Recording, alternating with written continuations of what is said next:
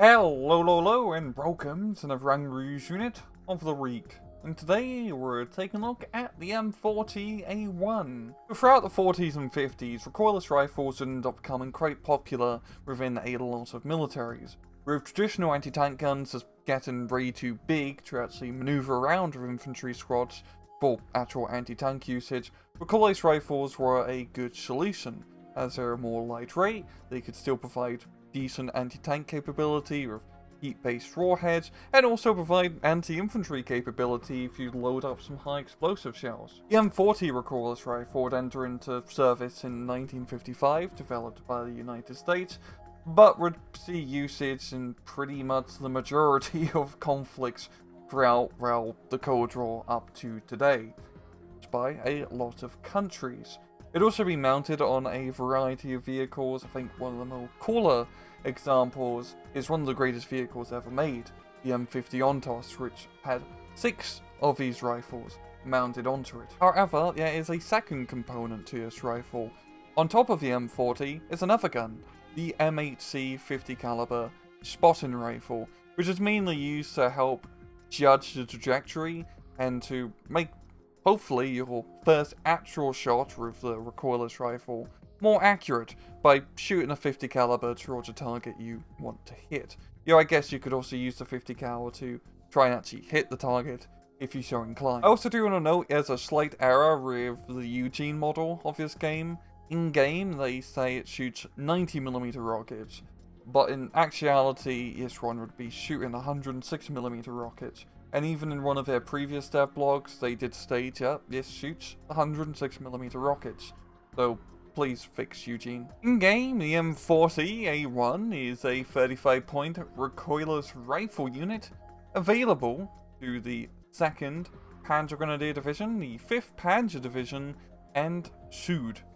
It has one weapon, and that weapon unsurprisingly being the M40A1 with 8, well, 90 quote-unquote millimeter rockets. It has 17 penetration, 1.26 high explosive damage, 1.4 kilometer range, 39% accuracy, and a rate of fire of 6 rounds a minute.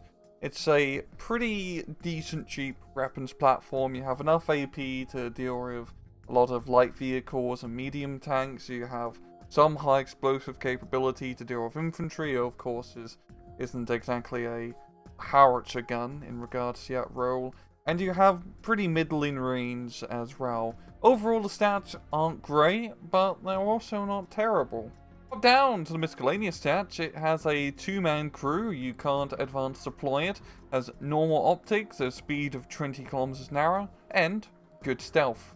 So in battle, the M40A1 or recoilless rifles in general are quite interesting units. By this period in time, you could say they are a little bit outdated, especially with ATGMs flying about all over the place. But this piece of technology still has a purpose on the 1989 battlefield. Of course, there is the obvious comparison you'll make, is comparing this to the Milan Run ATGM team available to all the divisions where the M40A1 is available, and both have the same penetration. But of course, the Milan has an extra kilometer of range, which is a pretty big deal. You can hit and touch that T-55 from a much safer distance. But it does not make the recoilless rifle unit useless. It actually has 2 rather big benefits, apart from the fact that it is 10 points cheaper. The first one being that the recoilless rifle can actually engage infantry units. Yes, you don't have a whole lot of ammo to be racing against infantry units, but you can definitely get some very good value out of it. Even if you only kill a couple units in general with the recoilless rifle, you've paid yourself off. You're only 35 points with using a 20-point transport, which mostly gets refunded anyway. And especially if you do manage to catch out infantry units out in the open, or if you blow up an IFE and the infantry bail out, you don't just have to finish blowing up the IFE, you can finish off the infantry squad as well.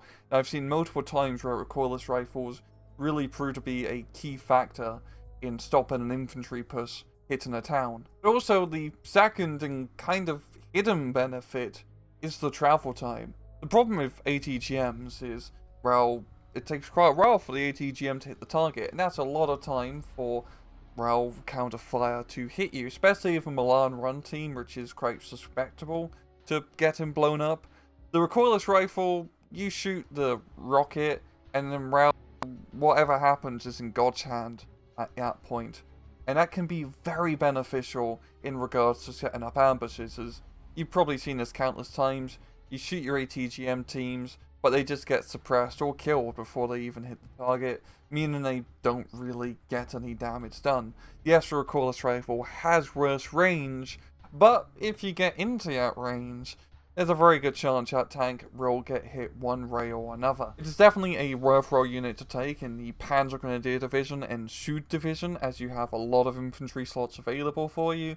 For the 5th Panzer, maybe a little bit less, as you don't have a whole lot of infantry slots available, and you need to be filling them with core infantry units, not just fire support. Overall, the M40A1 is not a unit to be sneezed at. It may not exactly seem to be all out fancy, but you can get some very good bloody value out of this 35-point support weapon. Think of it as like using a light anti-tank gun, medium anti-tank gun really, in Steel Division 2. They may not be blowing up the super heavies, but you can blow up damn near everything else, and most of the time you're really just blowing up everything else. And well, I'm going to leave it off at that. This has been another Angry Unit of the Week. I hope you guys enjoyed the video, and as usual, please just take it easy.